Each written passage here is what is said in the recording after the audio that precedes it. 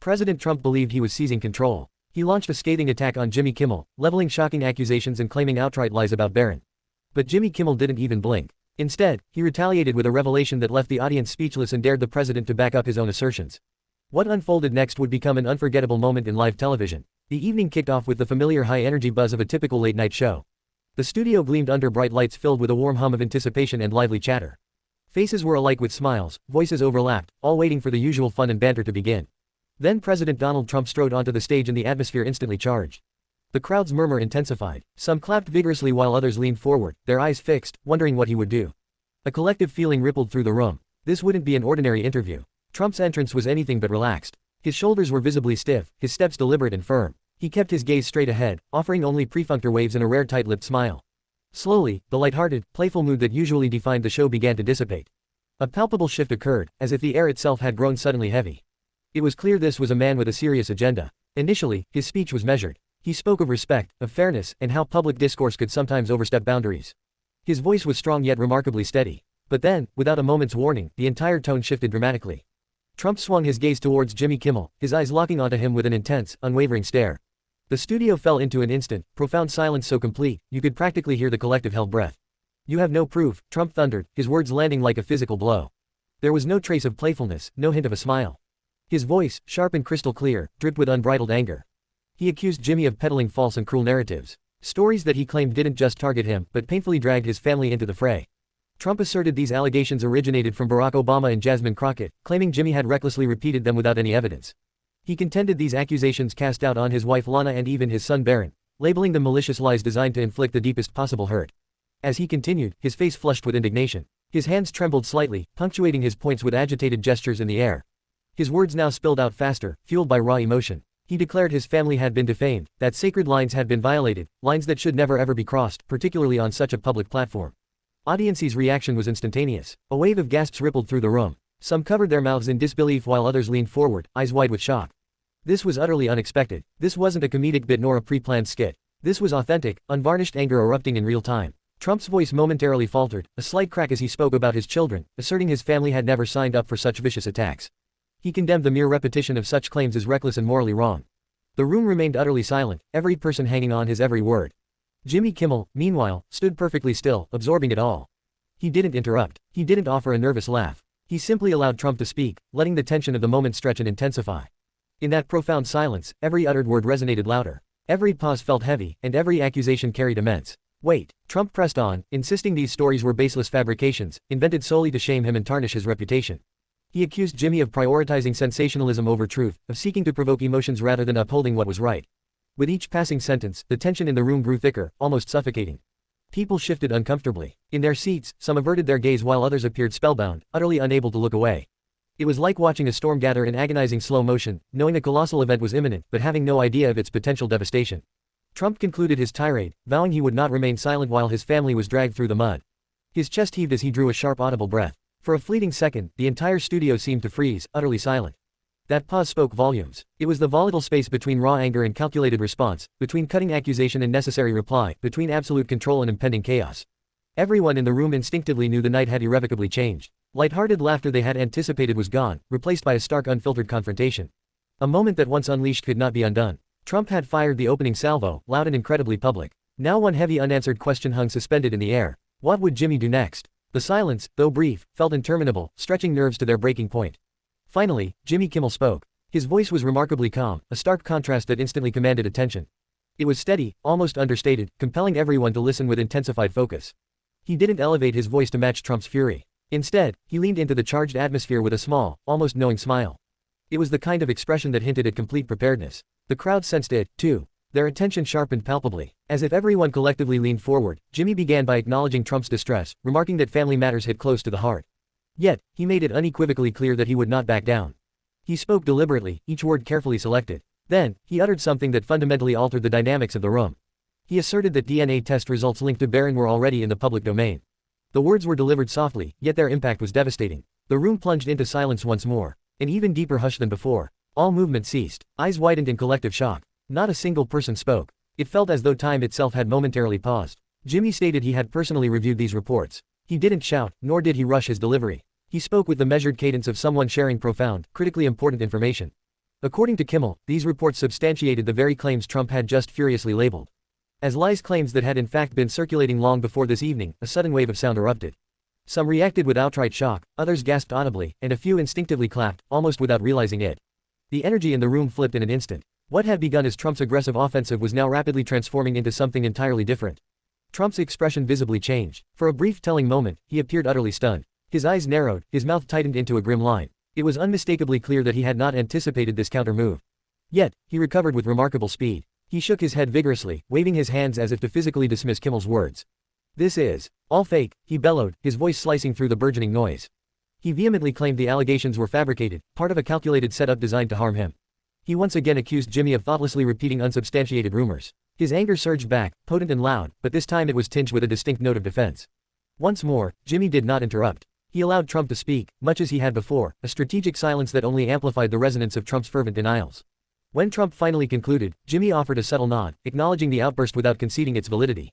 He then calmly clarified that he had not originated these claims himself, noting they had already been widely discussed by others. His role, he asserted, was to question power, not to shield it. He gently, yet pointedly reminded Trump that by challenging others, one inevitably invites scrutiny upon oneself.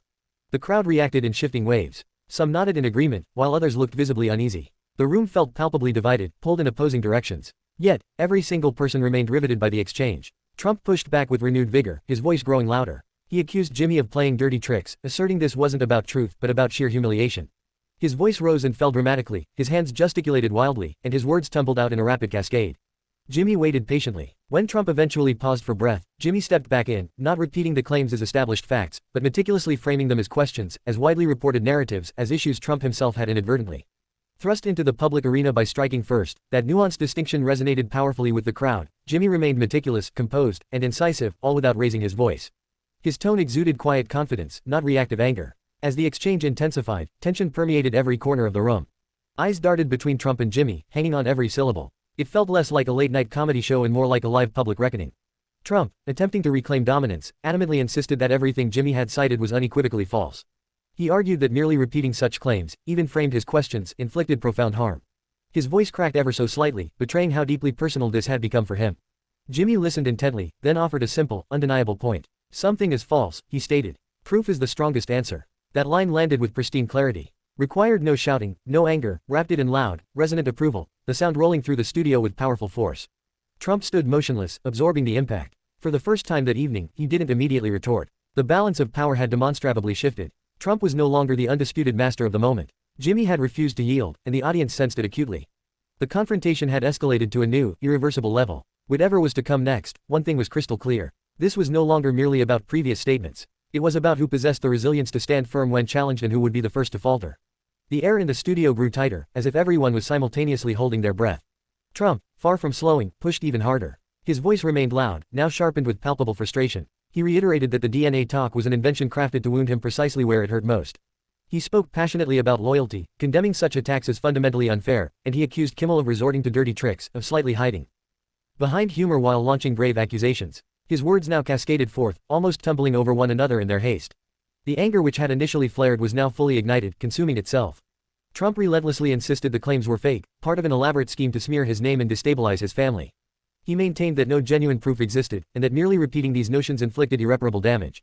His hands moved agitatedly as he spoke, almost as if he were trying to physically ward off the encroaching narrative. Jimmy listened intently, again, choosing not to interrupt, allowing Trump to exhaust his arguments.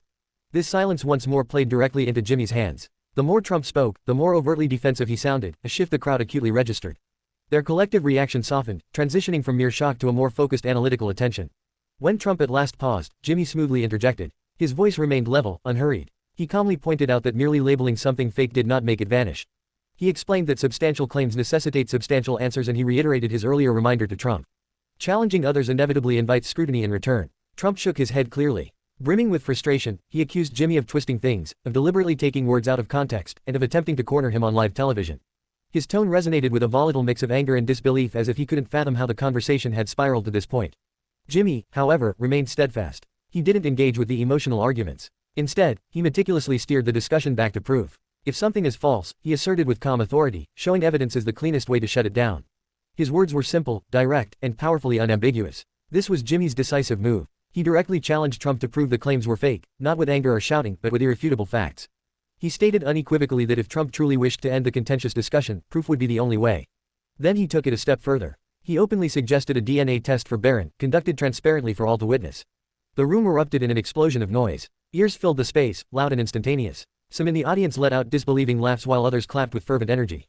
The challenge landed like a thunderclap. It's utterly unexpected in its audacity and scope. Trump froze for a fleeting moment, a subtle but unmistakable visual cue.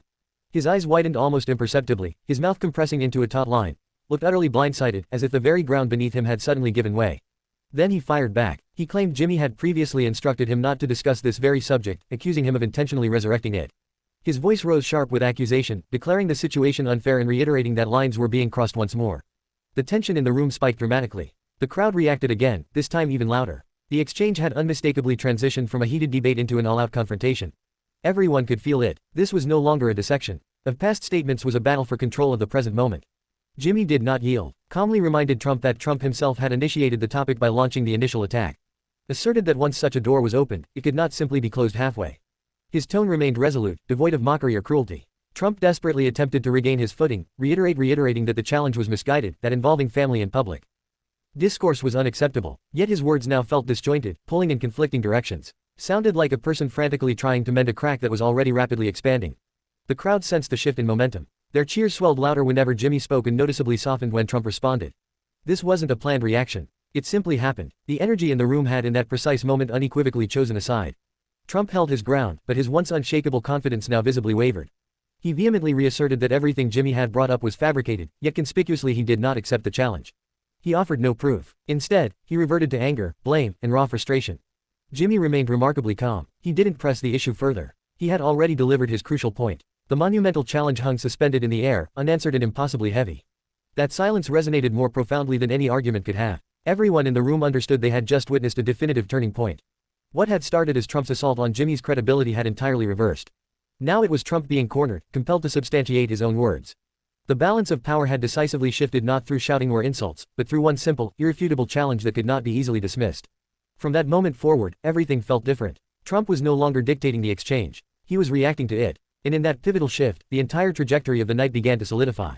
The tension in the studio had escalated to a boiling point. What had begun as a biting accusation from President Trump had fully transformed into a head-on confrontation, and the reins of power were unmistakably no longer in his grasp. Jimmy Kimmel, poised and collected, now commanded the undivided attention of everyone present. His measured delivery, the meticulous control he exercised over his words, held the crowd captive. Every eye was fixed on him, anticipating his next move. Jimmy's pivotal moment arrived quietly yet with immense force. He leaned forward slightly, not in an attempt to intimidate, but to firmly assert his control, stated simply and directly, "You started it, and I'll end it." There was no hint of sarcasm, no trace of anger, just unwavering clarity. The words sliced through the lingering noise, cutting straight to the very core of the argument. It was a short sentence, yet it resonated with profound authority. The crowd's reaction was instantaneous and overwhelming. A deafening roar of approval erupted, filling the room with an applause far louder than anything heard earlier. Trump's mouth opened, poised to launch another counterattack, but Jimmy's serene confidence had already seized command. For a brief instant, the sheer volume of the cheering crowd completely drowned him out. This wasn't merely noise, was the audience emphatically declaring its allegiance. They'd observed the initial attack, and now they were witnessing the decisive rebuttal. The cheers seemed to envelop Jimmy like an impenetrable shield, allowing him to stand resolute against Trump's mounting frustration. For Trump, this moment was a profound shock. He had stormed in aggressively, pointing fingers, raising his voice, and demanding absolute attention. But now the entire dynamic had flipped. His confidence visibly wavered, if only for a fleeting second. The fierce intensity in his eyes flickered and a subtle yet discernible expression of regret crossed his face.